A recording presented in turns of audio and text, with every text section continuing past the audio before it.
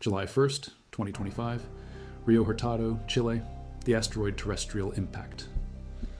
Last Alert System telescope locks onto something moving. Not an asteroid, not a comet from our neighborhood, something from outside, beyond the Kuiper Belt, beyond the Oort cloud, beyond everything we've ever called home. They name it 3I Atlas, the third interstellar visitor we've confirmed. And from the moment Hubble turns its eye on July 21st, astronomers see what shouldn't be there, a tail pointing at the sun, not away, toward it. What kind of comet defies solar radiation pressure? This script is researched and factual using sources from NASA's Hubble Space Telescope observations, published August 7th, 2025, in the Astrophysical Journal Letters by David Jewett's team at UCLA, and the James Webb Space Telescope NIR Spec Campaign data, published August 25th, 2025, in the Astrophysical Journal. Letters by Martin Cordner's team at NASA Goddard, papers that went through full peer review and represent months of coordinated observation across 12 NASA and ESA spacecraft. Now back to the information.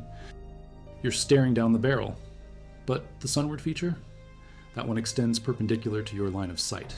2-to-1 elongation in the Hubble image, corrected for viewing angle, 10-to-1 in 3 dimensions. A jet, not diffuse, not scattered. Collimated. David Jewett and Jane Liu from UCLA confirm it on the Nordic Optical Telescope on July 2nd. Clearly active. A pronounced anti-tail structure visible even through Hawaii's Canada-France-Hawaii telescope. 3 arcseconds. Small, but there. On August 26th, Gemini captures both structures. Normal tail lengthening as activity rises. Sunward features still present, but weakening relative to traditional outflow. The comet reaches perihelion October 29th, 1.36 astronomical units, just inside Mars' orbit. Earth sits on the opposite side of the Sun. Solar conjunction October 21st, 8 days before closest approach. No ground-based observations possible. The comet hides. Still a single body, no fragmentation. The sunward jet persists. Position, angle 106 degrees. Projected sunward direction, 115 degrees. Close match. A weaker asymmetry at 301 degrees tracks anti-solar at 295. Deviation under 10 degrees both directions. This isn't random outgassing. Astrophotographer Julian de Winter releases an image that stops the community cold. USA Herald publishes forensic analysis that same day. The tail extends 6.5 million kilometers, 15 times the Earth-Moon distance. Sharp, collimated, minimal diffusion. Standard comet physics says radiation pressure spreads dust. Solar wind disperses particles chaotically. This tail holds its form across millions of kilometers. Structural nodes appear. A bright region near the nucleus transitions to a cooler blue band. Then a warmer beige segment. Finally a steel blue twist at the distal end. Not smooth gradients, segments. Pulsed structures preserving their identity over distances that should scatter them. These patterns appear in no natural catalog. A faint secondary jet peels away diagonally, bends, reconnects. Long-lived filaments that don't match nucleus, spin, or solar wind interaction alone. November 22 through 24.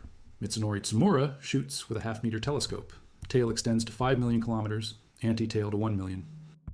At 300 million kilometers from Earth, these angular sizes convert to spatial scales far beyond typical cometary activity. Frank Niebling and M. Buchner capture it November 9th. Jets extending over 1 million kilometers, tightly collimated, not smeared. Light curve amplitude, 0.3 magnitudes.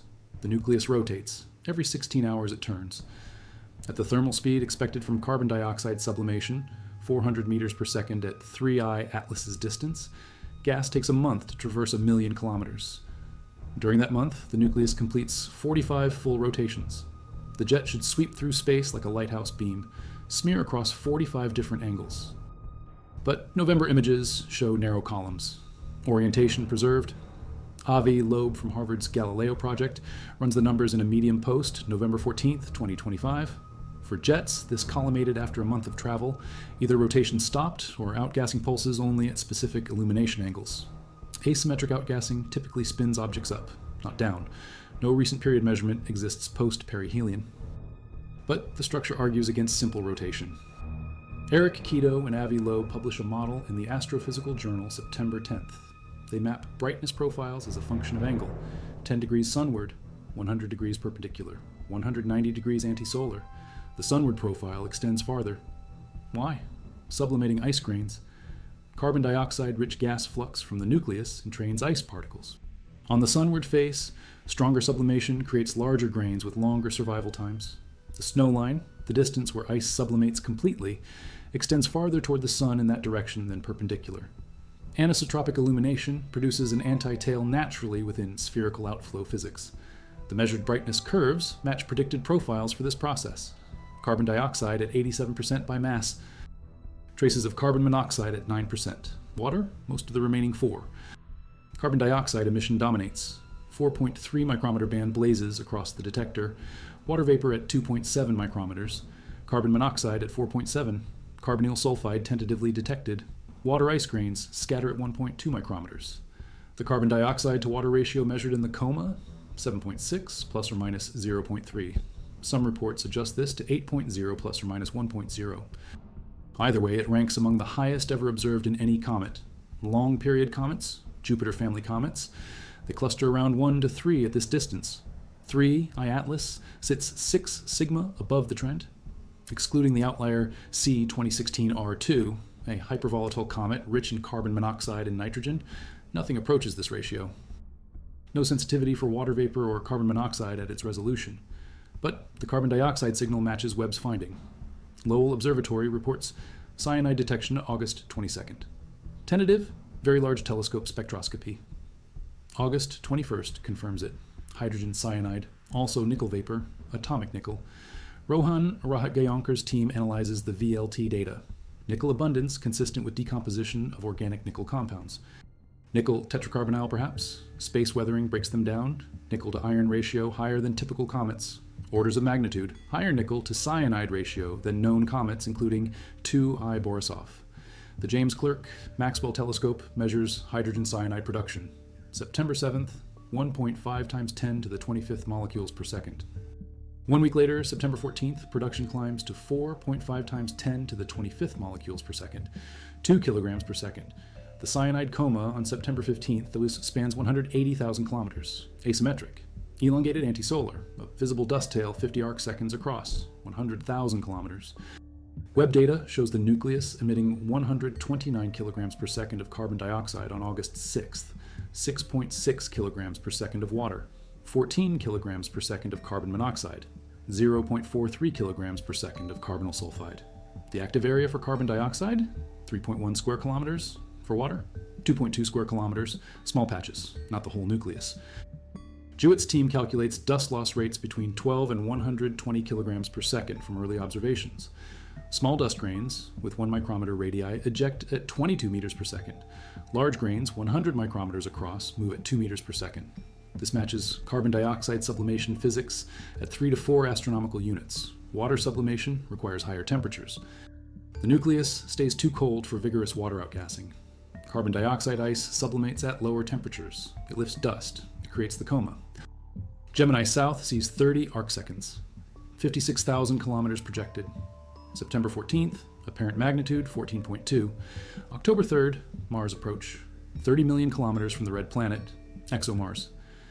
Trace gas orbiter images it with Cassis, 5-second exposures. The comet appears 50,000 times fainter than what the orbiter usually photographs, but the coma's there, a few thousand kilometers across. Mars reconnaissance orbiters. High-rise camera shoots from 30 million kilometers. Perseverance rover pauses exploration and points Mastcam Z upward. October 4th, MAVEN's imaging ultraviolet spectrograph captures the hydrogen halo surrounding the nucleus. NASA's Stereo spacecraft tracks it September 11th through October 2nd from its unique vantage. SOHO watches October 15th through 26th. Punch mission, launched early 2025, observes September 20th through October 3rd. These heliophysics missions see near the sun where ground telescopes cannot. November 6th, 3I Atlas reappears in morning sky. December 19th, closest approach to Earth. 1.798 astronomical units, 269 million kilometers. Still far, but observable. The brightness includes coma contribution. Separating nucleus light from dust glow, nearly impossible without resolved imaging. Swift Observatory ultraviolet observations suggested 4.94 kilometers based on water emission area, but most water comes from sublimating ice grains in the coma, not the nucleus. This inflates the estimate. Dust loss rates suggest nucleus diameter under 1 kilometer, similar to 2I Borisov at roughly half a kilometer, but the mass tells a different story. Knowing carbon dioxide loss rates from Webb and other instruments, Loeb derives total mass, minimum 33 billion tons. For bulk density, 0.5 grams per cubic centimeter, standard for comets, diameter exceeds 5 kilometers. Zwicky transient facility data shows a brightness plateau from May 15th through June 1st, 2025. Enhancement factor 5 to 10 above the expected flux for a 5.6 kilometer nucleus. If that plateau represents the bare nucleus before significant dust production, actual diameter could be 15 kilometers. Square root of the enhancement times the assumed size, 20 times larger than 2, I Borisov, 8,000 times more massive if both have similar density. The interstellar reservoir of rocky material should supply thousands of Borisov-sized objects before one 3I Atlas-sized body. We detected 3I Atlas as only the third interstellar object. Statistical anomaly. Solar wind flows at 400 kilometers per second, 1,000 times faster than thermal comet outflow at 0.4 kilometers per second. Ram pressure scales as velocity squared. The outermost mass density in the antitail must be 1,000,000 times greater than solar wind density. A few proton masses per cubic centimeter, mass flux of 2 million kilograms per second per million square kilometers of jet cross-section. Summing over 10 million square kilometers of jet area yields 50 billion tons per month, comparable to the minimum nucleus mass of 33 billion tons. If this mass loss continued for months, significant nucleus depletion occurs. Either the nucleus is larger than 5 kilometers, or activity pulses episodically, or the mass budget doesn't close. Post-perihelion observations through November show 3I Atlas intact, no fragmentation. If it shed 15% of its mass, as Loeb calculates, a massive debris cloud should surround it, 5 billion tons of gas. November images from multiple telescopes show no such cloud. 130,000 miles per hour when discovered, 153,000 miles per hour at perihelion. This speed indicates billions of years drifting through the galaxy. Every gravitational slingshot from passing stars and nebulae adds momentum. Matthew Hopkins and colleagues calculate dynamical age 3 to 11 billion years. The parent star? Unknown, but the trajectory suggests origin from the galactic disk. Thick disk membership would place the parent star at least 7 billion years old. Low metallicity, 40% of Sun's heavy element abundance. The carbon dioxide-rich composition indicates formation beyond the carbon dioxide frost line in that protoplanetary disk, cold outer regions where carbon dioxide condenses. Some event, planetary encounter, stellar flyby, ejected 3I Atlas into interstellar space billions of years ago. The orbital alignment raises questions. The ecliptic plane, where Earth and the other planets orbit, defines a reference.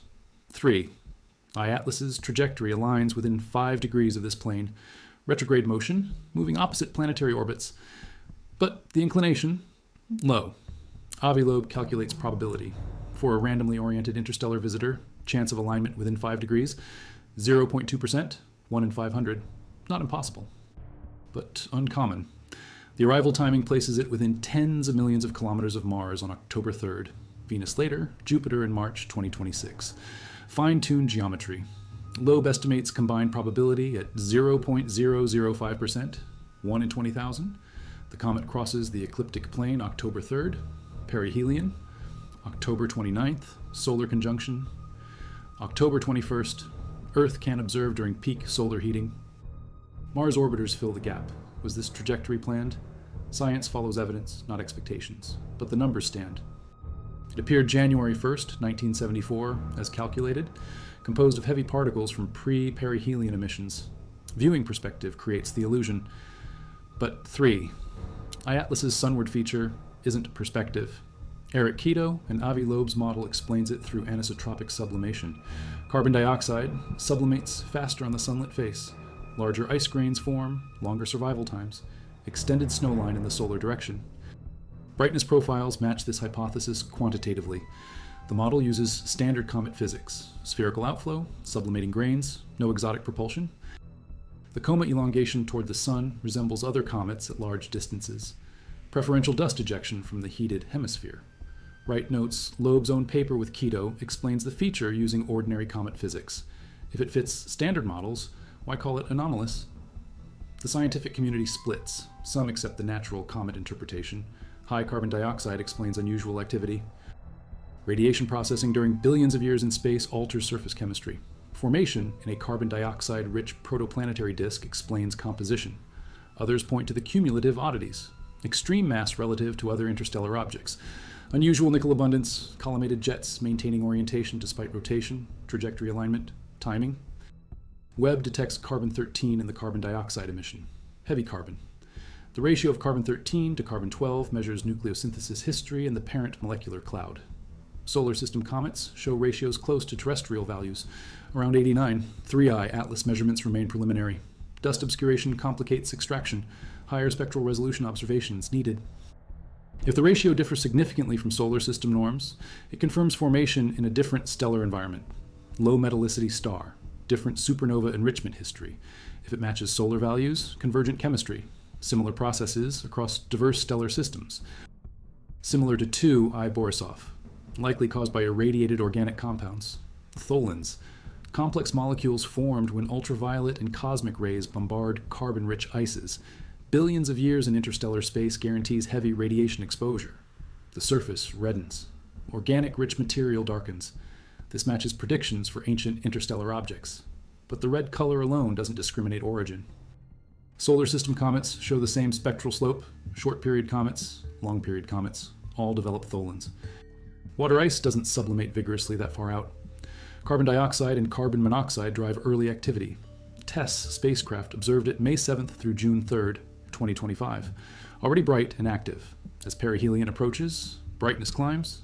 Magnitude 17.5 in early July. Magnitude 16 by late July.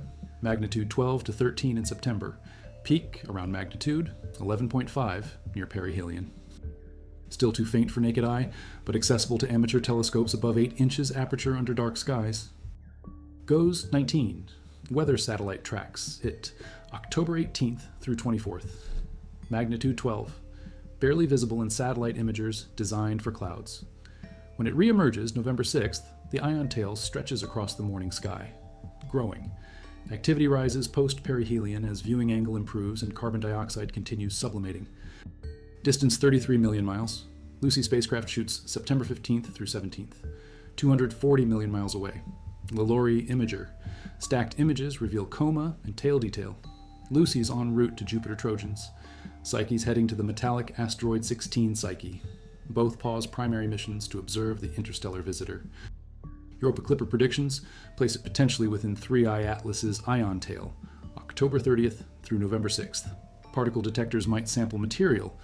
JUICE spacecraft observes in November. Data won't reach Earth until February 2026. JUICE uses its high-gain antenna as a heat shield during inner solar system transit. Can't transmit. We wait.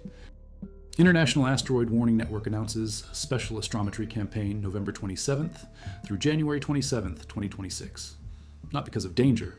Training exercise, practicing precise trajectory determination, coordinating observations across multiple sites, comparing techniques, refining orbit solutions. ExoMars data from October. Observations improves ephemeris accuracy tenfold. Triangulation from Mars orbit plus Earth-based measurements narrows position uncertainty. Normally, asteroid tracking uses fixed observatories on Earth or near Earth orbit.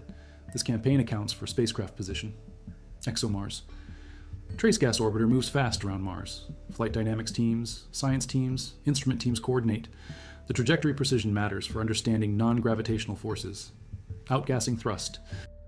Radiation pressure. Accurate orbit reconstruction reveals these tiny accelerations. Fluorescence from sunlight excites these molecules. They glow bright in optical spectra. Not here. The carbon dioxide dominance suppresses carbon chain chemistry, or the parent disk lacked carbon chain precursors, or radiation processing destroyed them during interstellar transit. The depletion is real, consistent across multiple instruments and observation epochs.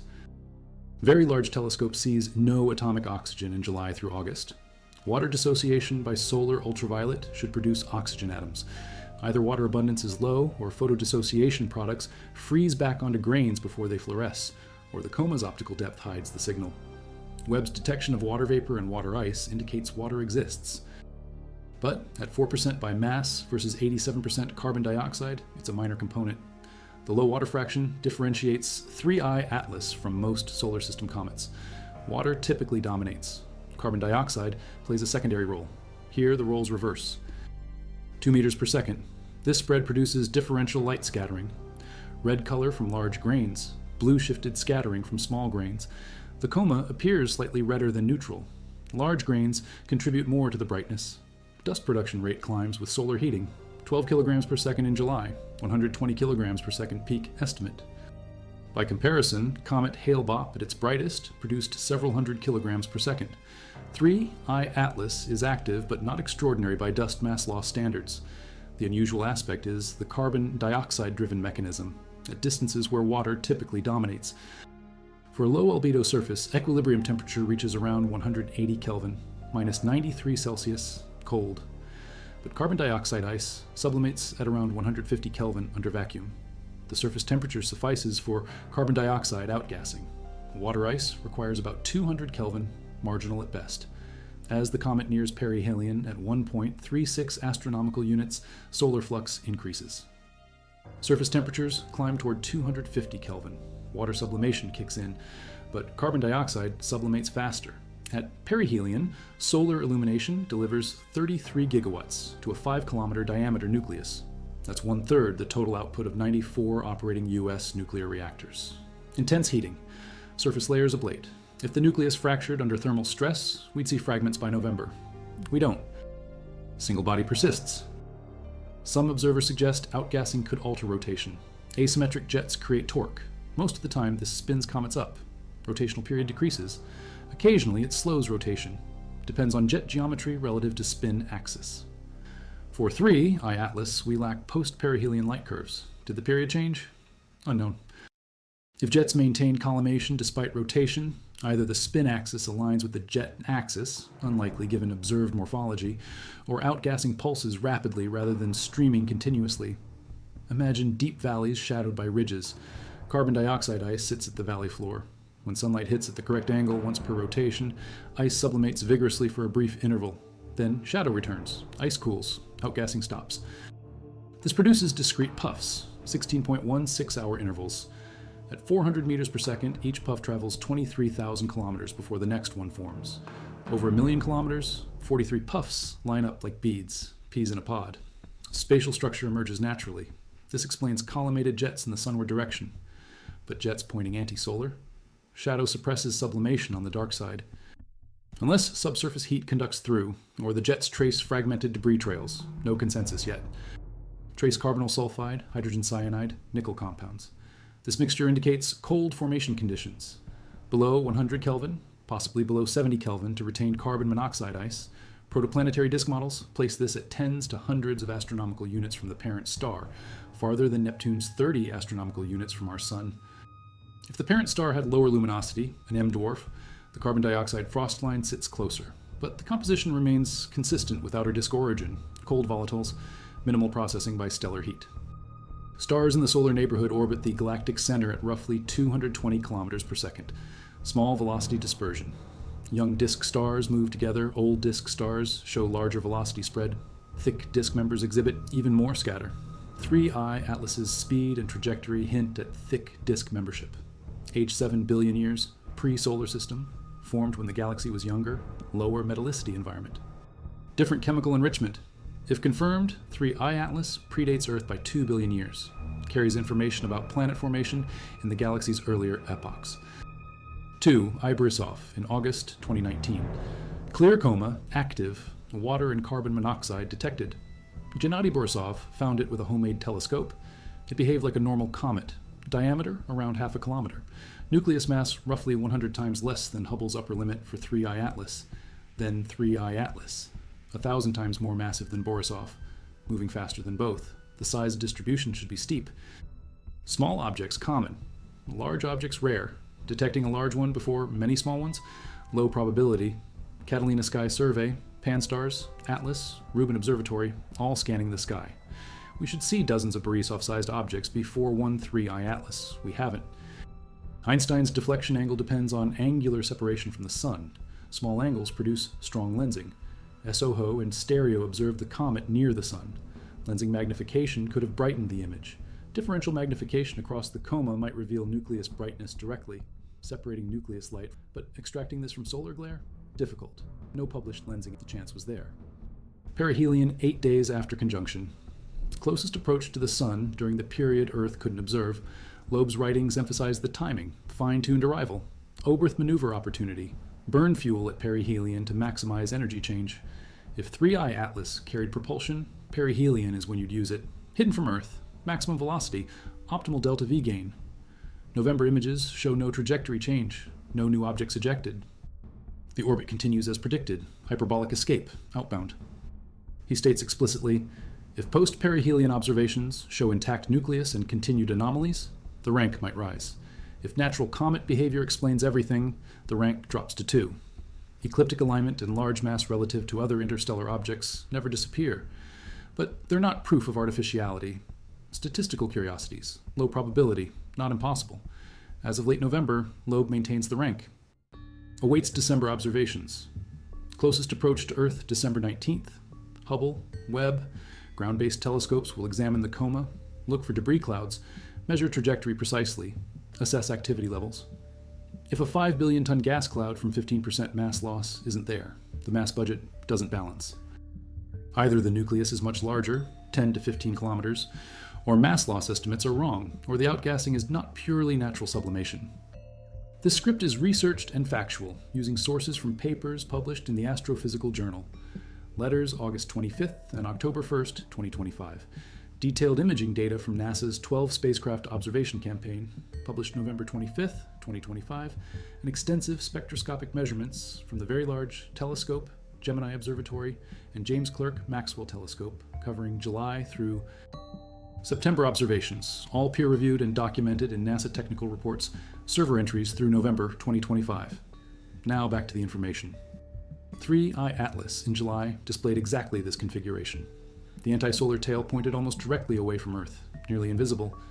The sunward feature extended perpendicular, clearly visible.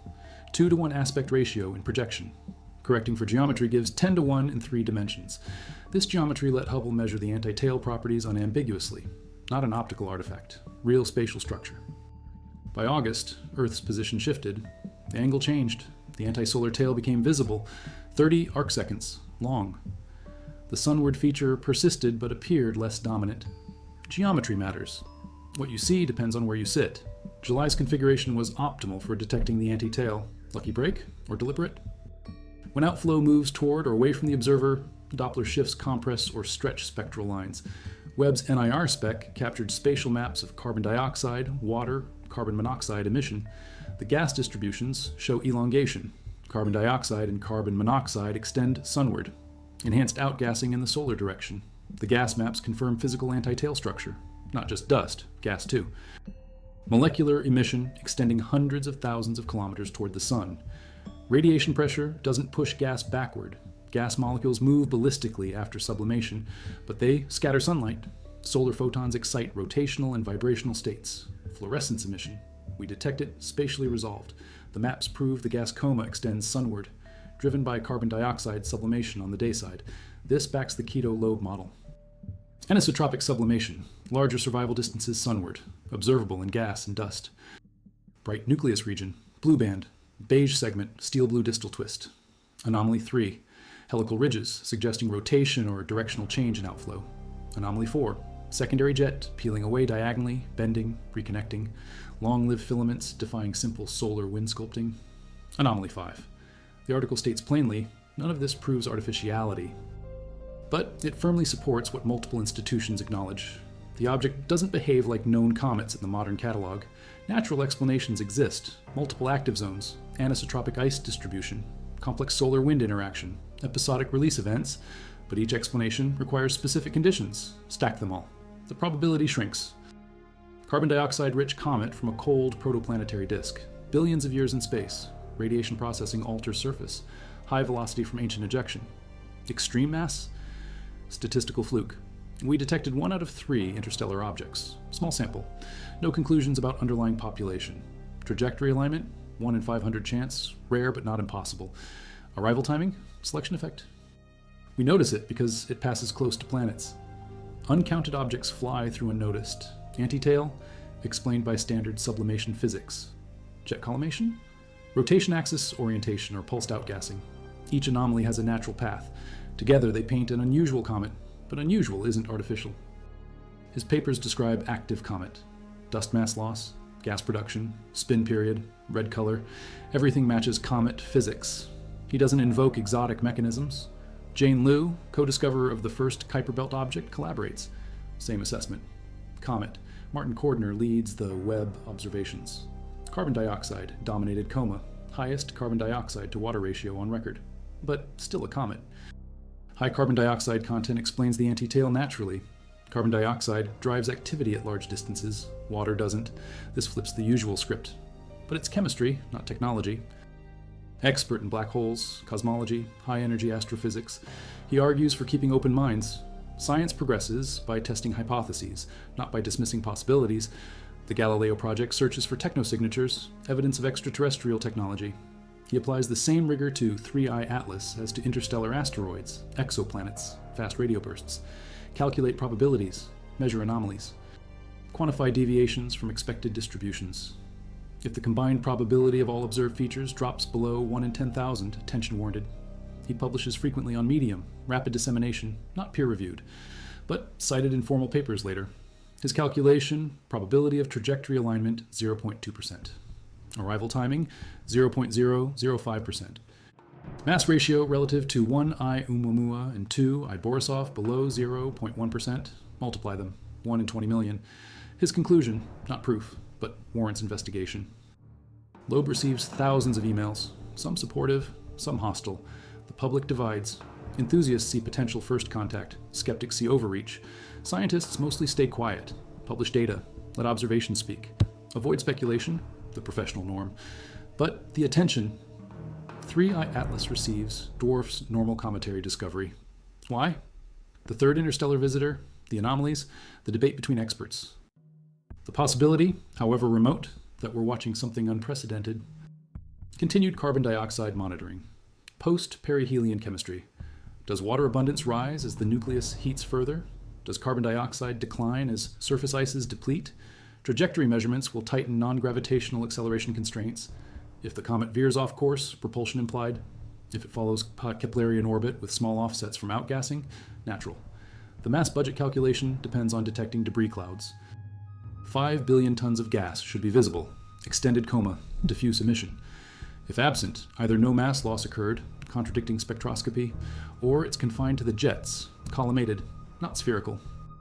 If jets exceed 1 kilometer per second, non-thermal mechanisms needed. Radiation pressure on dust can accelerate particles, but gas velocity above thermal requires another source. Solar wind entrainment, possible. Chemical energy release, exothermic reactions in the coma, unlikely at these densities. Magnetic fields accelerating ions. Comet magnetic fields are weak. None of these easily produce collimated multi-kilometer per second outflows. But measure it. Observation trumps theory. The community needs the data. Observers coordinate. IIDWN campaign provides framework, multiple sites, different longitudes, continuous coverage, reduce gaps, increase cadence. Submillimeter observations at high spectral resolution can measure carbon-12 to carbon-13 precisely. If 3I Atlas shows terrestrial-like ratio, solar system and interstellar comets share nucleosynthesis history, galactic chemical evolution, homogenized isotopes. If ratio differs, formation in a pocket of the galaxy with distinct enrichment. Lower metallicity stars produce less carbon-13. Measurements constrain parent star properties indirectly. Maybe carbon dioxide pockets surrounded by inert material, water ice elsewhere, refractory dust covering most surface. Only where carbon dioxide ice reaches the surface does outgassing occur. This produces collimated jets. As the comet rotates, different active areas illuminate, but if shadowed by topography, only certain angles sublimate. Pulsed jets result. Testable. Model brightness variations with rotation. Compare to observed jets. Constrain active area locations and sizes. Borisov's perihelion at 2 astronomical units closer than 3I Atlas. Higher heating, more thermal stress. But also Borisov's composition. Water sublimation inside the nucleus creates pressure, fractures rock.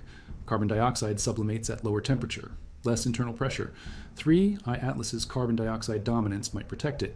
Surface sublimation relieves stress before internal pressure fractures nucleus. Speculative, but consistent. The velocity distribution of interstellar objects reflects ejection history and galactic dynamics. Faster objects spend more time in space, accumulate more velocity through stellar encounters. 3I Atlas's speed alone suggests age, billions of years, confirmed by trajectory analysis and chemical hints. The anti-tail persistence through perihelion, the segmented structure in late images, the jet orientations maintaining collimation despite rotation, the extreme carbon dioxide dominance, the mass far exceeding other interstellar visitors, the trajectory aligned with planets, the arrival time placing perihelion hidden from Earth, the nickel excess, the low water fraction, the structural integrity post-perihelion. Stack these observations. Natural explanations exist for each, but the ensemble? How many coincidences compound before you question assumptions? The collimation? Pulsed outgassing from topographic features. The mass? Statistical outlier. The trajectory? Rare but possible. Nothing requires technology. Nothing demands artifice. Natural processes suffice, but they require fine-tuning, specific conditions, unusual configurations. The head-on geometry let us see what we normally miss. The anti-tail revealed composition, carbon dioxide dominance.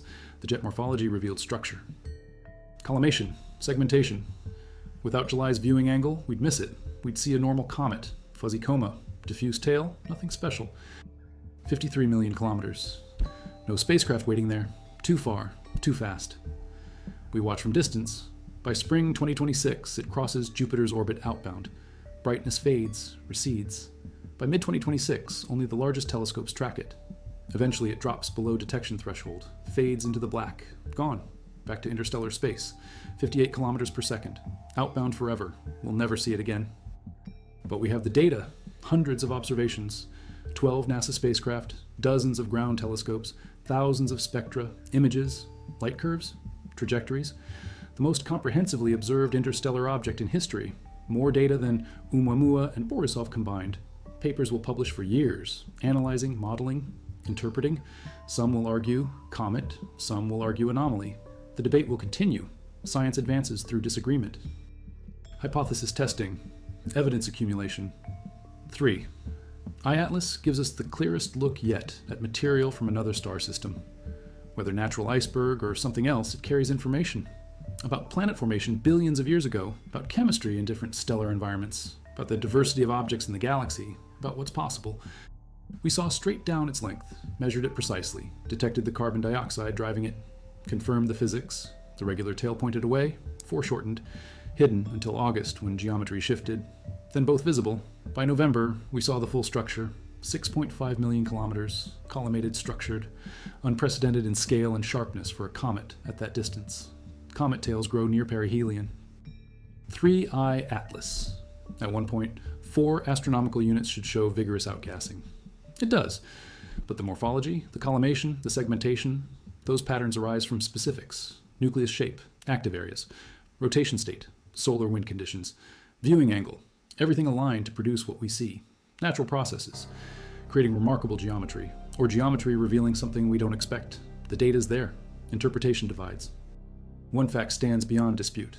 3iAtlas traveled billions of years to reach us, formed around a star whose light we'll never see, ejected into darkness, wandered the galaxy through epochs, survived impacts, cosmic ray bombardment, temperature swings from near absolute zero to brief solar heating, arrived here, now, passed through our tiny corner of space. For a few months we watched, we measured, we argued about what it means. Then it left, continues its journey. Will it encounter another star system? In millions of years, maybe. Will anyone be there to see it? Unknown. For now, it's ours to study. A messenger from deep space, carrying stories written in ice and rock. We decode what we can. The head-on geometry was our best chance. July's alignment, August's confirmation, November's full revelation. We took the data. Now the analysis. Years of papers, conferences, debates. 3iAtlas joins the small list. Interstellar visitors, confirmed, studied, remembered. What it truly is, natural wonder or something more? The geometry showed us pieces. The full picture remains incomplete. December observations might close gaps or open new ones. Either way, we're watching carefully. Because objects like this don't come often. And when they do, you document everything, every pixel, every spectrum, every data point. Because you won't get another chance. The November 25th frame showing that impossible 6.5 million kilometer tail.